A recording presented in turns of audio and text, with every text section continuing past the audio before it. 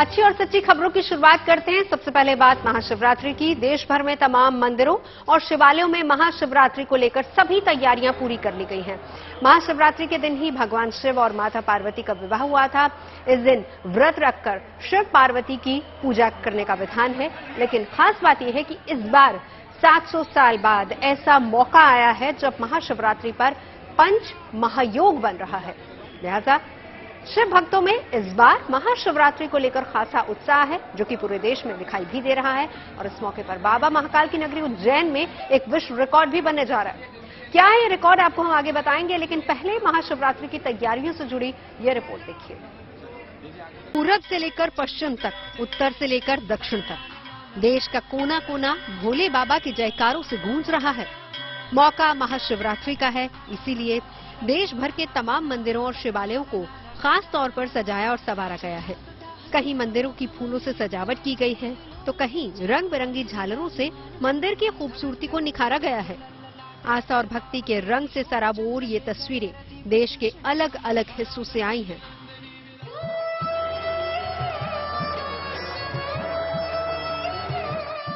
ये तस्वीरें बाबा महाकाल की नगरी उज्जैन की हैं, जहां शिवरात्रि के मौके पर बाबा महाकाल का विशेष श्रृंगार किया गया। इस मौके पर बाबा महाकाल के इस अनोखे रूप के दर्शन के लिए भक्तों की लंबी लंबी कतारें देखने को मिली। कोई बाबा की एक झलक पाने को बेताब दिखा, तो कोई दोनों हाथ जोड़े बाबा महाकाल से आशीर्वाद मांगता नजर आया। भक्तों की इस भारी संख्या को देखते हुए उज्जैन प्रशासन की ओर से कई जरूरी कदम उठाए गए हैं, ताकि महाशिवरात्रि के दिन दर्शन के लिए आने वाले भक्तों को किसी भी तरह की कोई परेशानी का सामना न करना पड़े। शहर के बाहर के पार्किंग है वो अभी से खोल दिए गए हैं। बसों की व्यवस्था शुरू कर दी गई है, जो हमें कल सुबह शुरू करने वाले थे, तो अभी से ही बसों की व्यवस्था शुरू हो गई है। बाहर से आने वाली गाड़ियों को पार्किंग में रोक रहे हैं हम। मंदिर के जो बैरिकेटिंग है, करकराज पार्किंग में गाड़ी खड़ने के बाद से जो शुरू होती है, वहां पे उसमें लोगों को ज्यादा समय नहीं लगेगा। जो हमारा अनुमानित समय 1 घंटा, उसमें लोगों को दर्शन हो जाएंगे। प्रॉपर पेयजल की व्यवस्था है, छांव की व्यवस्था है, नीचे मैटिंग लगाई गई है। लोगों के पैर, चूंकि थोड़ी गर्मी भी है, तो चूंकि फर्श गर्म होती है, इसलिए मैटिंग भी करी गई है। रास्ते में भजन मंडलियां भी बैठेंगी, डॉक्टर्स की व्यवस्था है। तो जितनी व्यवस्थाएं श्रद्धालुओं के लिए हो सकती है, वो जुटाने की कोशिश मंदिर प्रशासन ने की है। उज्जैन के अलावा देश के दूसरे ज्योतिर्लिंगों में भी महाशिवरात्रि पर्व को लेकर सभी तैयारियां पूरी कर ली गई हैं। चाहे बाबा विश्वनाथ का धाम वाराणसी हो या फिर देवघर का बैद्यनाथ धाम हो। वाराणसी में कॉरिडोर निर्माण के बाद से ही श्रद्धालुओं की संख्या में लगातार बढ़ोतरी हो रही है। ऐसे में महाशिवरात्रि के इस खास मौके पर बाबा विश्वनाथ का जलाभिषेक करने के लिए रिकॉर्ड तोड़ संख्या में शिव भक्त यहां पहुंच सकते हैं। इन भक्तों को दर्शन और पूजन में कोई दिक्कत न आए, इसके लिए प्रशासन की ओर से खास इंतजाम किए गए हैं।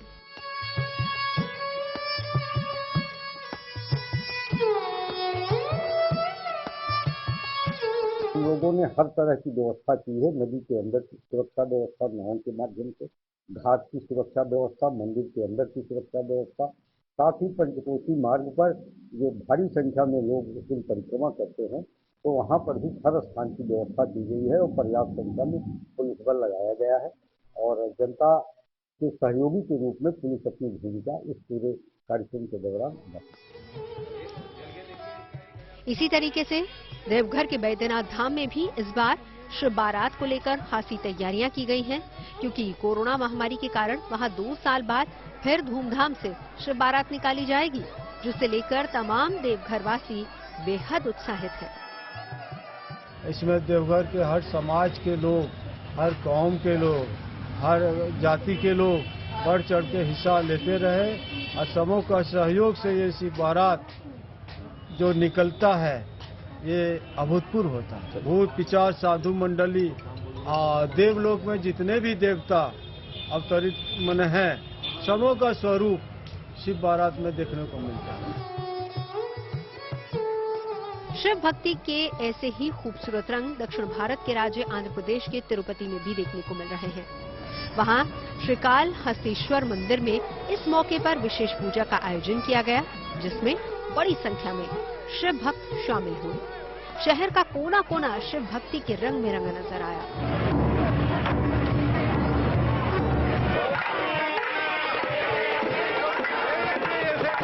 उधर पड़ोसी देश नेपाल के विश्व प्रसिद्ध पशुपतिनाथ मंदिर में भी शिवरात्रि के मौके पर साधु संतों का जमावड़ा लग गया। इन साधु संतों ने मिलकर एक शोभा यात्रा निकाली। हाथों में डमरू और हर हर महादेव के जयकारों से पूरा मंदिर गूंज उठा। महाशिवरात्रि पर मंदिरों में जलाभिषेक के अलावा भंडारा, शिव बारात और भजन कीर्तन जैसे कई धार्मिक आयोजन भी होते हैं, जिनको लेकर शिव भक्तों में गजब का उत्साह और उमंग देखने को मिल रही है। उज्जैन से संदीप कुलश्रेष्ठ, वाराणसी से रोशन जायसवाल और देवघर से शैलेंद्र मिश्रा के साथ bureau report, good news today.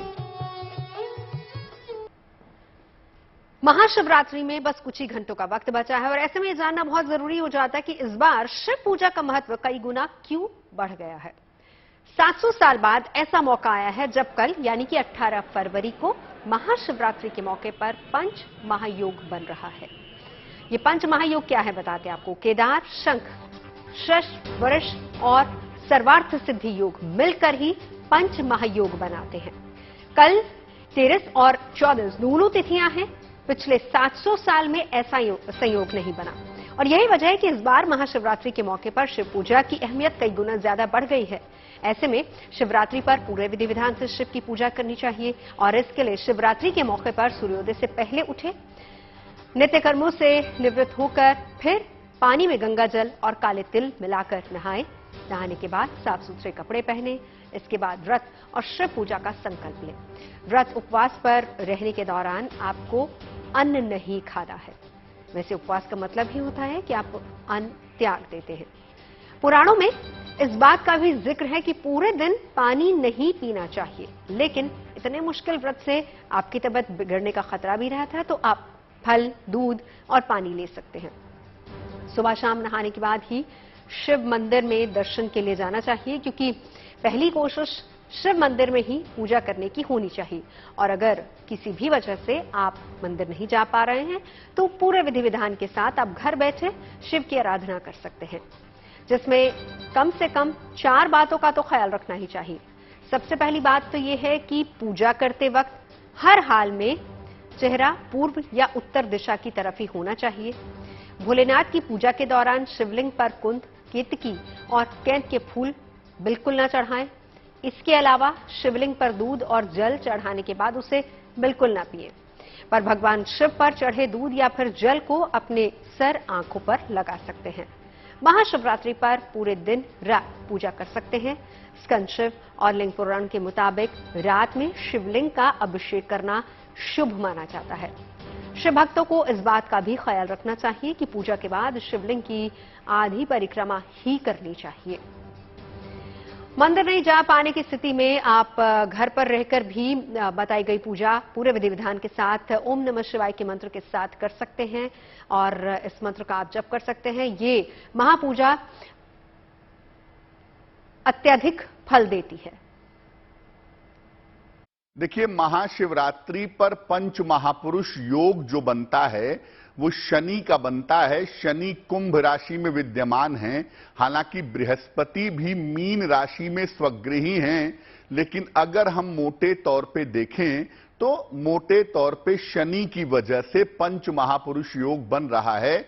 और शनि के अलावा शुक्र और बृहस्पति की मजबूत स्थिति भी इस महाशिवरात्रि पर बनी हुई है, जो एक बहुत दुर्लभ संयोग है, क्योंकि एक तरफ बृहस्पति की वजह से धार्मिक रूप से, आध्यात्मिक रूप से लाभ होगा और दूसरे शुक्र की वजह से चमत्कारी रूप से तमाम लोगों की मनोकामनाएं पूरी हो जाएंगी। तो महाशिवरात्रि पर जहां देश भर में अलग अलग धार्मिक आयोजन होंगे, वहीं उज्जैन में क्षिप्रा नदी के तट पर 21 लाख दीपक जलाए जाएंगे। क्षिप्रा के घाटों पर इन दीपकों को सजाने का काम करीब करीब पूरा हो चुका है। एक ही जगह पर सबसे अधिक दीप जलाने का वर्ल्ड रिकॉर्ड बनकर अभी बनाने की तैयारी है, क्योंकि Guinness book of world record की टीम भी उज्जैन शहर में मौजूद रहेगी। करीब 22,000 वॉलंटियर सहित अधिकारी, जनप्रतिनिधि और आम लोग इसमें सहयोग दे रहे हैं ताकि इस उत्सव को दुनिया भर में लाइव भी दिखाया जा सके। खास बात यह है कि पूरा कार्यक्रम जीरो वेस्ट होगा और बताया जा रहा है कि 52,000 लीटर तेल, 25 लाख रुई की बत्ती, 600 किलो कपूर के साथ ही 4000 माचिस इस पूरे कार्यक्रम में लगेंगी, जिसको मंगा लिया गया है। और बड़ी बात यह है कि शहर के तमाम छोटे बड़े मंदिर, चौक चौराहों पर भी दियों को जलाया जाएगा। दियों की रोशनी वहां भी नजर आएगी, यानी महाशिवरात्रि पर दिवाली जैसी रौनक उज्जैन नगरी में नजर आएगी। अरे जो हमारा मुख्य समारोह है वो रामघाट पर महाशिप्रा के किनारे है। यहाँ पर हम 21 लाख दीपक प्रज्वलित करने वाले हैं और हमने 225 के एक विलास बनाए हैं। उसके वो सारे दिए जले हुए हैं, उनको एक साथ जलाएंगे और मात्र 10 मिनट में सारे दिए प्रज्वलित हो जाएंगे। और दीपक प्रज्वलन करने के बाद में हमारे जो स्वयंसेवक हैं, जो कार्यकर्ता हैं, वो दीपक से दूर हट जाएंगे। उसके बाद में हमारे सारे शहरों में प्रत्येक परिवार में हमने 11-11 दीपक प्रज्वलित करने का हमने निवेदन किया है। तो लोग 5-5 दीपक जलाएंगे, मंदिरों में जलाएंगे। और हमारे जो प्रमुख चौराहे हैं, जैसे हमारा दूध तलाई चौराहे, वहाँ पर 11,000 दीपक जलाएंगे। चामुंडा माता मंदिर पर वहाँ पर 21,000 दीपक उन्होंने जलाने की बात की है। तो इस प्रकार महाकाल लोक के अंदर जलाएंगे, महाकाल मंदिर में जलाएंगे। इस प्रकार से हमारे 25 लाख से भी अधिक दीप हमारे उज्जैन में प्रज्वलित होने वाले हैं। और उज्जैन मतलब शिवरात्रि मतलब उज्जैन, इस प्रकार का हमारा वातावरण है। और शिवरात्रि के पावन अवसर पर उज्जैन में शिव दीपावली होगी। वैसे उज्जैन ही नहीं, बाबा विश्वनाथ के भक्तों के लिए भी ये शिवरात्रि बहुत खास होने वाली, क्योंकि इस बार शिव भक्त पहली बार पूरी तरह स्वर्ण मंडित गर्भगृह में विराजमान बाबा विश्वनाथ के दर्शन कर पाएंगे। हालांकि स्पर्श दर्शन पर पूरी तरह से रोक रहेगी। और तैयारियां किस तरह की, इसी सिलसिले में हमारे सहयोगी रोशन जायसवाल ने काशी विश्वनाथ मंदिर से जुड़े अधिकारी सुनील वर्मा से बात की। सबसे बड़ा आकर्षण काशी विश्वनाथ मंदिर में देखने को मिलेगा। न केवल भक्तों को रेड कारपेट से होकर गुजरना पड़ेगा, पुष्प वर्षा होगी। और इस बार पहली बार स्वर्ण मंदिर गर्भगृह में भक्त प्रवेश कर सकेंगे, दर्शन पूजन कर सकेंगे और अपने आराध्य को आत्मसात कर सकेंगे, उनका दर्शन कर सकेंगे, जलाभिषेक कर सकेंगे। ज्यादा कुछ जानने के लिए हमारे साथ इस समय मंदिर के मुख्य कार्यपालक अधिकारी सुनील वर्मा जी हैं। इस बार क्या विशेष खास तैयारियां हैं और पहली बार क्या भक्तों को देखने को मिलेगा, ये पहले।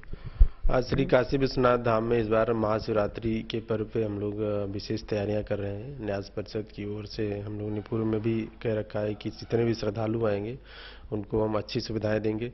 कोशिश करेंगे कि श्रद्धालुओं को लाइन में लग के कम से कम समय व्यतीत करना पड़े। हमारा उद्देश्य है कि 30 से 35 मिनट में दर्शन कर सकें श्रद्धालु। एक तो ये लक्ष्य लेकर के हम लोग चल रहे हैं। साथ ही जो नया धाम बना है उसकी भौतिक सुविधाएं हैं वो सब श्रद्धालुओं को मिल सकें, चाहे वो पेयजल की व्यवस्था हो, छाया की व्यवस्था हो, खुला प्रांगण है उसमें क्यू लगाने की व्यवस्था, ये सब हम लोग पहले से प्लान कर रहे हैं और चला रहे हैं इसको। इसके अलावा भी श्रद्धालुओं को हम एलईडी लगा करके बढ़िया सा सुगम दर्शन गर्भगृह में पहुंचने से पहले ही कराएंगे। चूँकि उस दिन श्रद्धालुओं की संख्या अधिक रहेगी, इसलिए झांकी दर्शन ही हमारे पास एक विकल्प है जिसके हम कराएंगे श्रद्धालुओं को। लेकिन हम जितने भी श्रद्धालु आएंगे उनको ससमय दर्शन कराने के लिए तत्पर हैं। इसके लिए हम न्यास की ओर से कम 200 वॉलंटियर्स लगा रहे हैं, हमारे कर्मी लग रहे हैं। करीब 100 हमारे जो गार्ड हैं वो इसमें भूमिका लगाएंगे। इसके अलावा भी हमारे जो परंपरागत रूप से कई वॉलंटियर्स हैं, शास्त्री, ये सब अपने श्रद्धालुओं की हेल्प करने के लिए लगते हैं, वो सब पूर्ण के तरह से लगेंगे। कुल मिलाकर के उद्देश्य ये है कि श्रद्धालु जब आए मंदिर में तो उनको किसी प्रकार की असुविधा ना हो। स्वर्ण मंडित जो अंदर गर्भगृह है उसको लेकर बहुत लोगों में उत्सुकता है दर्शन करने की। बिल्कुल हम लोग अपनी तैयारियां कर रहे हैं। बाकी अगर पिछले साल के देखें तो पिछले साल की तुलना में इस बार बढ़ने की संभावना है संख्या श्रद्धालुओं की, बट हमारी अपनी तैयारी है, अपनी तैयारी कर रहे हैं। लगभग क्या कितने लोगों की तैयारी मान के चल रहे हैं? गत वर्ष करीब 5.5 लाख के आसपास श्रद्धालु आए थे, इस बार उससे अधिक ही बढ़ने की संभावना है। तो आस्था और भक्ति के इन तमाम रंगों को देखने के बाद अब आपको पराक्रम और शौर्य की झलक दिखाते हैं। बेंगलुरु में चल रहा एरो इंडिया शो आज खत्म हो गया, लेकिन शो के 5वें और अंतिम दिन एक बार फिर से स्वदेशी फाइटर जेट्स और हेलीकॉप्टर्स की ताकत पूरी दुनिया ने देखी है। शो के आखिरी 2 दिन आम लोगों के लिए थे, लिहाजा आज इस कार्यक्रम में वायुवीरों के पराक्रम को देखने के लिए बड़ी संख्या में लोग पहुंचे थे, जिनकी मौजूदगी में हिंद के वायुवीरों ने एक से बढ़कर एक हैरत अंगेज हवाई करतब दिखाए।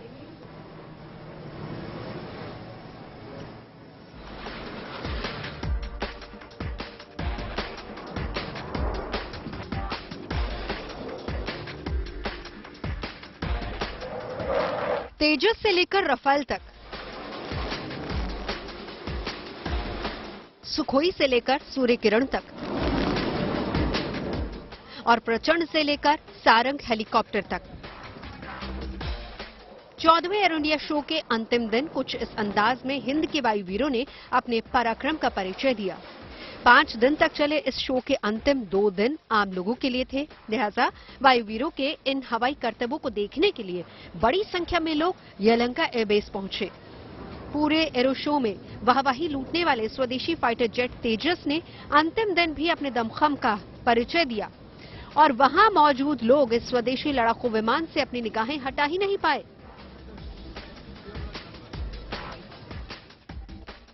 इसके बाद जैसे ही वायुसेना के बेड़े का सबसे अहम सूरमा सुखोई मैदान में उतरा तो उसकी रफ्तार और हैरत अंगेज करतबों ने लोगों का दिल जीत लिया।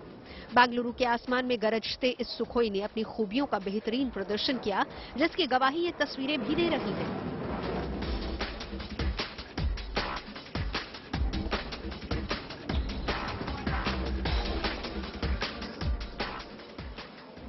वैसे तो एशिया के इस सबसे बड़े एयर शो में देश में बने लड़ाकू विमानों और हेलीकॉप्टर्स का खूब बोलबाला रहा, मगर फ्रांस से लिए गए राफेल फाइटर जेट ने भी अपनी खूबियों से इस शो में 4 चांद लगाने में कोई कोर कसर नहीं छोड़ी। और इन सब के अलावा सूर्य किरण की एरोबैटिक टीम और सारंग हेलीकॉप्टर ने भी अपने हवाई करतबों से शो में आए लोगों को रोमांचित कर दिया। हवा में गोते लगाते ये सारंग हेलीकॉप्टर्स जितनी देर तक आसमान में रहे, लोग इनसे अपनी नजरें नहीं हटा पाए।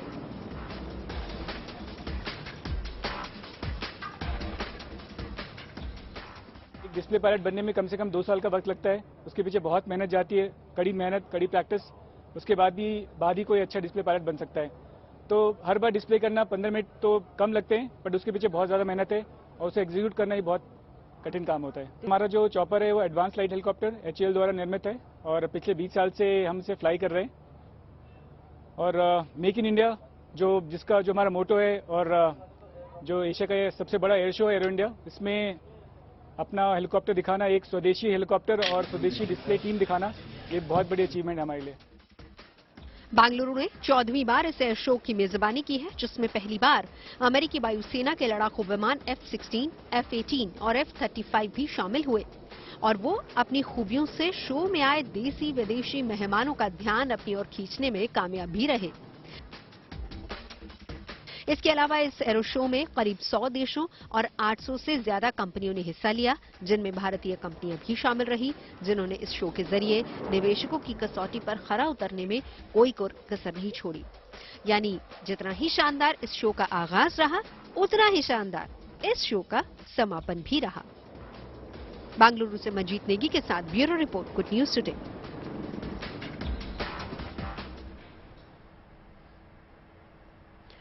Make in India, make for the world, इसी विजन के तहत इस बार एरो इंडिया का आयोजन किया गया था और इस शो के समापन से पहले 80,000 करोड़ रुपए के 266 रक्षा करार हुए हैं।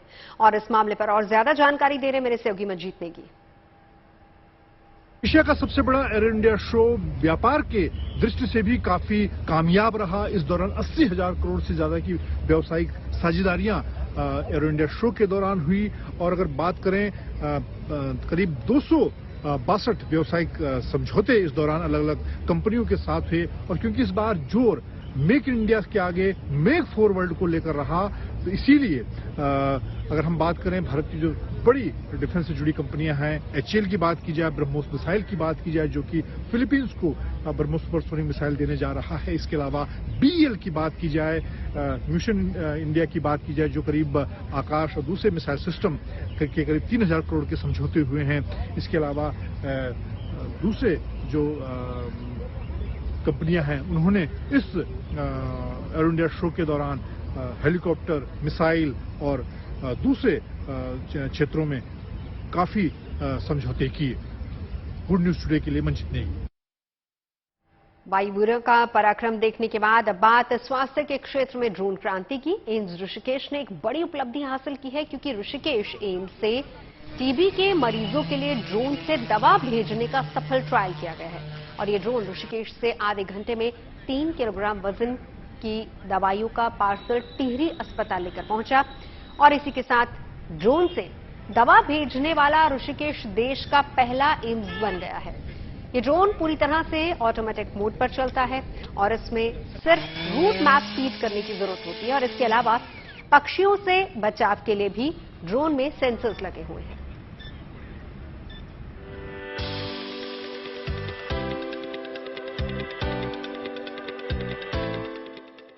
उत्तराखंड के दुर्गम इलाकों में इलाज को सहज और सरल बनाने के लिए ऋषिकेश एम्स ने शानदार पहल की है। पहाड़ के सकरे और घुमावदार रास्तों की वजह से जिन इलाकों में सड़क मार्ग से पहुंचना काफी समय साध्य होता है, उन इलाकों में अब ड्रोन के जरिए इमरजेंसी दवाइयां भेजी जाएंगी। इतना ही नहीं, दुर्गम इलाकों में मरीजों के ब्लड और दूसरे सैंपल भी अब ड्रोन के जरिए एम्स ऋषिकेश लाए जाएंगे। सड़क मार्ग से जो सैंपल 3 से 4 घंटे में ऋषिकेश एम्स पहुंचता है, वो आधे घंटे में ही पहुंच जाएगा। एम्स ने इसका बाकायदा परीक्षण भी किया है। एम्स ऋषिकेश से सुदूर टिहरी जिले के अस्पताल में ड्रोन से दवाइयां भेजी गई, जो महज 30 मिनट में अपने गंतव्य तक पहुंच गई।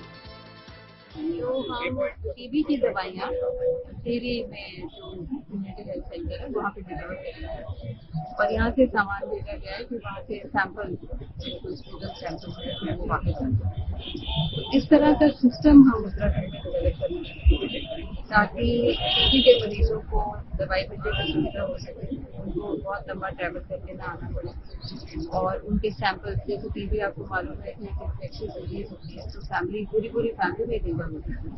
तो अगर एक मरीज है वहाँ पे तो बाकी के जो फैमिली मेंबर्स हैं उनके चेक करना बहुत जरूरी होता है, वो भी सैंपल तो उसके लिए हम एक सिस्टम सेटअप करें। एम्स ने ड्रोन सर्विस के लिए गुड़गांव की टच ईगल कंपनी से कॉन्ट्रैक्ट किया है। 16.5 किलो का ये ड्रोन अपने साथ कई किलो वजन को लेकर 1 घंटे में 100 किलोमीटर की दूरी तय करने की क्षमता रखता है। पहाड़ों में 100 किलोमीटर की दूरी तय करने में कई बार 4 से 5 घंटे से ज्यादा का वक्त लग जाता है, लेकिन ड्रोन की मदद से 100 किलोमीटर की दूरी महज 80 मिनट में कवर की जा सकती है। मेडिकल इमरजेंसी के वक्त कई बार घंटे 2 घंटे की बहुत ज्यादा अहमियत हो जाती है। जाहिर है पहाड़ों के लोगों के लिए ये पहल काफी कारगर साबित होगा। और एम्स ऋषिकेश के साथ हम यहाँ पे एक ड्रोन टेस्ट कर रहे हैं, फ्लाइट टेस्ट कर रहे हैं। सो एम्स ऋषिकेश से CHC न्यू टिहरी तक ड्रोन जा रहा है। अप टू 3 kg का पेलोड कैरी कर सकते हैं up to a distance of 80 to 100 kilometres. यहाँ पर हम फ्लाइट डिस्टेंस 44 किलोमीटर्स का फ्लाई कर रहे हैं and by road it is 75 kilometres. Time कितना कंज्यूम हो रहा है? So we are doing this flight in 25 minutes. पहाड़ों पर अक्सर भूस्खलन हो जाता है, जिसकी वजह से कनेक्टिंग रास्ते कई दिनों के लिए बंद हो जाते हैं। ऐसे हालात में गंभीर मरीजों और उनके परिजनों के लिए बड़ा संकट खड़ा हो जाता है। मरीज को इमरजेंसी में जो दवा चाहिए होती है वो दुर्गम इलाकों में उपलब्ध नहीं होती और सड़क बंद होने की वजह से उन्हें मैदान से जाकर लाना भी नामुमकिन हो जाता है। इतना ही नहीं, मरीज के सैंपल भी कलेक्शन सेंटर से पैथोलॉजी सेंटर तक इसी वजह से नहीं पहुंच पाते, जिसकी वजह से डायग्नोस होने में देर हो जाती है और मरीज की जान पर बनाती है। लेकिन ड्रोन सर्विस की वजह से ये दोनों समस्याएं एक साथ हल हो जाएंगी। ऋषिकेश से Krishna Govind Kanswal, good news today. आगे बढ़ते हैं। तुर्की में कुदरत की विनाश लीला में हजारों लोगों की मौत हो गई। 6 फरवरी को वहां आए जलजले ने पूरे तुर्की को तहस नहस कर दिया। धरती के नीचे हुई हलचल की वजह से वहां चारों ओर तबाही का मंजर था, लेकिन दर्द और निराशा में डूबे तुर्की की ओर भारत ने मदद का हाथ बढ़ाया और ऑपरेशन दोस्त के तहत एनडीआरएफ के जवानों को वहां रेस्क्यू के लिए रवाना किया गया। तुर्की में मानवीय संवेदनाओं के साथ राहत और बचाव कार्य चलाने के बाद एनडीआरएफ की एक टीम शुक्रवार को वापस अपने वतन पहुंची, जहां उनका जोरदार स्वागत हुआ। एनडीआरएफ की टीम ने वहां कई घंटों तक मलबे में दबी 2 मासूम बच्चियों को बचाने में सफलता प्राप्त की और इस अभियान को डॉग स्क्वाड ने भी बाखूबी अंजाम दिया, लिहाजा उनका भी स्वागत किया गया।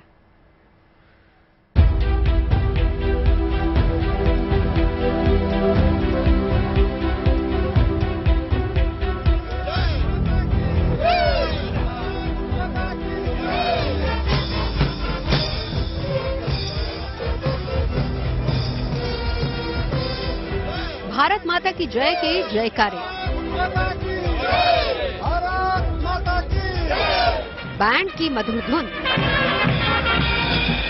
और तालियों की गड़गड़ाहट। इसी के साथ आज गाजियाबाद में उन शूरवीरों का शानदार स्वागत हुआ जो ऑपरेशन दोस्त के तहत तुर्की में राहत और बचाव कार्यों के लिए गए थे। अपने काम को सफलतापूर्वक अंजाम देकर जब एनडीआरएफ की 8वीं बटालियन के जवान आज वापस गाजियाबाद स्थित अपने कैंप पर पहुंचे तो उनका हार्दिक अभिनंदन किया गया।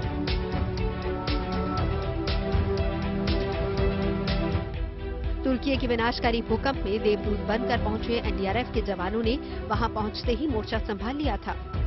वहां स्थितियां विपरीत थी और हाड़ कपा देने वाली ठंड के बीच भी एनडीआरएफ के जांबाज जवानों ने तुरंत ही राहत कैंप खड़ा कर दिया और मलबों में फंसे लोगों को बाहर निकालने का काम शुरू किया। सबसे बड़ा दिक्कत तो मौसम ही था, क्योंकि हम लोग इस मौसम में रहने के अभ्यस्त नहीं है। लेकिन एक अच्छी बात ये थी कि हम विंटर के पीरियड से ही गए थे, तो -7 तक कोई मतलब हमारी जो क्लोथिंग थी और टेंटेज था वो इतनी अच्छी क्वालिटी का था कि उसके रहते हुए हमें इतनी मुश्किलात का सामना नहीं करना पड़ा। सिर्फ पहली रात जो हमारी थी, क्योंकि ट्रैफिक जैम की वजह से हम काफ़ी लेट हो चुके थे, तो लगभग 12:30-1 बजे जब हम वहाँ पहुँचे तो -7 में ओपन स्काई के नीचे थे।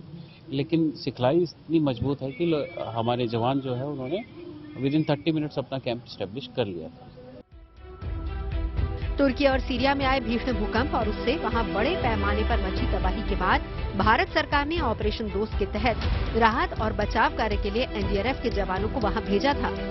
इस बचाव दल में पहली बार महिला सदस्यों को भी शामिल किया गया। ये पहली बार महिला रेस्क्यूअर्स जो कि इंडिया से बाहर गई हैं काम करने के लिए। परिस्थिति बहुत कठिन थी, क्योंकि जिस तरीके से सबसे पहले तो वेदर कंडीशन एकदम ही चेंज थी, और अगर हम बात करें कि अलग से कोई एकोमोडेशन तो वो नहीं था। लेकिन हाँ, हम सभी ने मिलके एक बहुत ही अच्छी एक टीम के रूप में काम किया।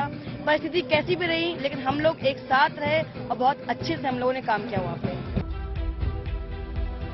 एनडीआरएफ की महिला बटालियन ने रेस्क्यू ऑपरेशन में पुरुषों के साथ कंधे से कंधा मिलाकर बेहतरीन काम किया। एनडीआरएफ की टीम जब तुर्की में भूकंप प्रभावित इलाकों में पहुंची तो वहां का मंजर बेहद खौफनाक था। बड़ी बड़ी बिल्डिंगें जमींदोज हो चुकी थी और उन इमारतों के मलबे में फंसे लोगों के परिवार वाले अपने प्रियजनों को किसी भी तरह से मलबे से बाहर निकालने की गुहार लगा रहे थे। लिहाजा प्रभावित इलाकों में पहुंचने के साथ जब बिना समय गंवाए एनडीआरएफ के जवानों ने लोगों को बचाने का काम शुरू किया तो स्थानीय लोगों की आंखें नम हो गई। बिल्डिंग थी, उसमें हमने 3 डेड बॉडीज निकाली, जिसमें एक माता बच्चों की थी और 2 बच्चे थे। तो जो हस्बैंड थे उनको ये पता चला कि मैं टीम लीड कर रहा था, मैं बिल्कुल पूरी तरह से नॉन वेजिटेरियन हूँ। तो नेक्स्ट डे ऑनवर्ड्स में जिस भी ऑपरेशन साइट में वो अपनी मुट्ठी में चाहे वो एक टमाटर ही दबा के लाते थे या सेब दबा के लाते थे और उसको मुझे ला के दे देते थे। तो उनका वहाँ पे बहुत ही अच्छा इंडिया के प्रति व्यवहार भी रहा। और जो इस ऑपरेशन का नाम था ऑपरेशन दोस्त, निश्चित तौर पर ऑपरेशन दोस्त अपने आप में एक बहुत बड़ी सफलता है। एनडीआरएफ की टीम के साथ एक डॉग स्क्वाड भी भेजा गया था। इस स्क्वाड में शामिल हनी और रैम्बो ने तुर्की में बेहतरीन काम किया। बचाव के दौरान मशीनों के साथ साथ इन खोजी कुत्तों ने मलबे में फंसे 2 लोगों की जिंदगी बचाने में भी अहम भूमिका निभाई थी। लिहाजा इन दोनों कुत्तों का भी जोरदार स्वागत हुआ। निश्चित तौर पर कई ऐसी बिल्डिंग्स थी जो 8-8 मंजिला भवन अगर पूरा नीचे गिरा हुआ है और उसमें नीचे कहीं वॉइड है तो उसके अंदर घुसना अपने आप में जान को जोखिम डालना है। तो वास्तव में ऐसी कई परिस्थितियां हमारे सामने आई जब ऐसी जगह हमको एंटर करना पड़ा। लेकिन जो एक शोरिंग टेक्निक होती है जिसमें कि उसको हम स्टेबल करते हैं स्ट्रक्चर को, तो उसको करने के बाद ही अंदर जाते थे तो उससे सेव रहे। तुर्की में राहत और बचाव कार्यों के दौरान एनडीआरएफ ने मलबे से 80 से ज्यादा शवों को बाहर निकाला और इस दौरान मलबे में फंसे 2 लोगों को जिंदा बाहर निकालने में भी उनको सफलता मिली, जो कई घंटों से मलबे में फंसे किसी मदद का इंतजार कर रहे थे। एक 9 साल की बच्ची थी और एक 6 साल की बच्ची थी। और हम लोग जब वहां पर साइट पे पहुंचे तो हमारे जो कैनाइन स्क्वाड था उनके द्वारा उनको डिटेक्ट किया गया। उसके बाद हमने टेक्निकल सर्च के द्वारा लाइव विक्टिम को डिटेक्ट किया, फिर अप्रोच बनाकर फिर उनको सुरक्षित वहां से हमने बाहर निकाला। तो मैं कहूँगा कि ये अभी तक की हमारी सबसे अच्छी अचीवमेंट है कि हम नेपाल के बाद टर्की में भी जाकर हमने लाइव विक्टिम्स को बचाया। तुर्की में मिशन पूरा करके एनडीआरएफ के जवानों की वापस लौटने का सिलसिला शुरू हो गया है। आज पहली टीम में 47 जवानों की वतन वापसी हुई है और बाकी 2 टीमों के भी जल्दी ही वापस आने की उम्मीद है। भारत के ऑपरेशन दोस्त की पूरी दुनिया में सराहना हुई और जिस तरीके से एनडीआरएफ ने वहां रेस्क्यू ऑपरेशन के दौरान लोगों की मदद मानवीय संवेदनाओं का ध्यान रखकर की, उससे तुर्की के लोग हिंदुस्तान के मुरीद हो गए। गाजियाबाद से मयंक गौड़ के साथ bureau report, good news today. और अब बात G20 सम्मेलन के लिए सुरक्षा तैयारियों की। विदेशी मेहमानों के स्वागत को लेकर, उनकी सुरक्षा को लेकर प्लान बनाया जा रहा है, जिससे G20 सम्मेलन को सफल बनाया जा सके। सुरक्षा को ध्यान में रखते हुए आईटीबीपी ट्रेनिंग सेंटर में दिल्ली पुलिस की सुपर डॉग्स की टीम तैयार हो रही है, जो आने वाले समय में हर खतरे को टालने में माहिर होगी।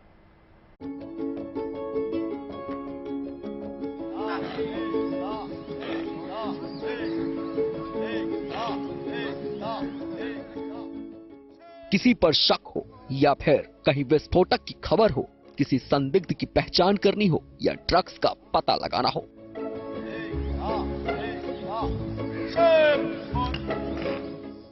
ये है दिल्ली पुलिस के 4 पैरों वाले K9 योद्धा, जिन्हें आईटीबीपी के बेसिक ट्रेनिंग सेंटर में फौलादी बनाया जा रहा है, ताकि देश में होने वाले G20 शिखर सम्मेलन के दौरान विदेशी प्रतिनिधियों की सुरक्षा में कोई हील हवाल की गुंजाइश ना बचे। G20 शिखर सम्मेलन की सुरक्षा की जिम्मेदारी इन डॉग्स के कंधों पर भी होगी, जो सटीक सूझबूझ के दम पर खुद को सर्वश्रेष्ठ साबित करेंगे। भारत में होने जा रहे G20 समिट के लिए आईटीबीपी इन K9 वॉरियर्स के जरिए स्पेशल ट्रेनिंग करवा रही है, जिससे कि फॉरेन डेलीगेट्स को सुरक्षा मुहैया करवाई जाए। आपको बता दें कि जहां जहां G20 समिट होना है, वहां पर ये पूरे एरिया को सैबोटाइज करेंगे, सैनिटाइज करेंगे, जिससे सुरक्षा में किसी भी तरह की कोई चूक ना हो। इस ट्रेनिंग सेंटर में German shepherd, Belgium shepherd, Labrador और गोल्डन रिट्रीवर डॉग्स शामिल हैं। दिल्ली पुलिस के 40 डॉग हैंडलर समेत 34 डॉग्स को प्रशिक्षण दिया जा रहा है। डॉग्स की ये ट्रेनिंग अभी शुरुआती चरण में है, लेकिन जैसे जैसे ट्रेनिंग आगे बढ़ेगी, इन्हें मुश्किल अभ्यास से भी गुजरना होगा।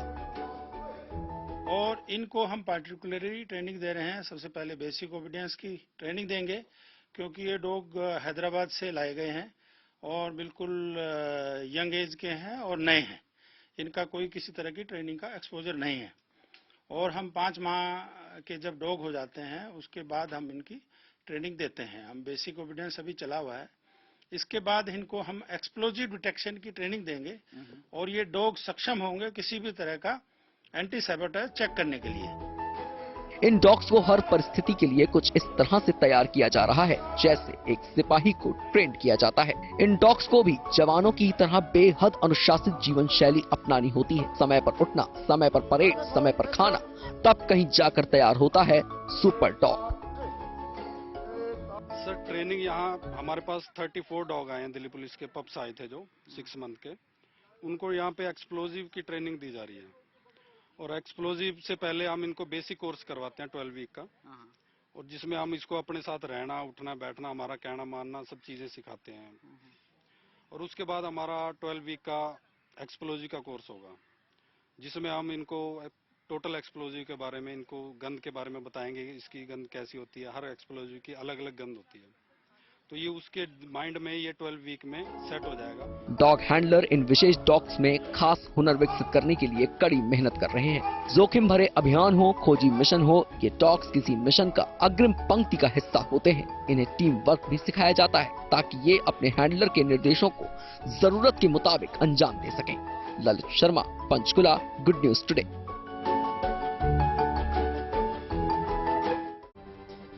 खबरें सच्ची होनी चाहिए, अच्छी खुद ब खुद लगती हैं। Navjot Randhawa signing off. आप सुनते रहिए गुड न्यूज और देखते रहिए गुड न्यूज टुडे।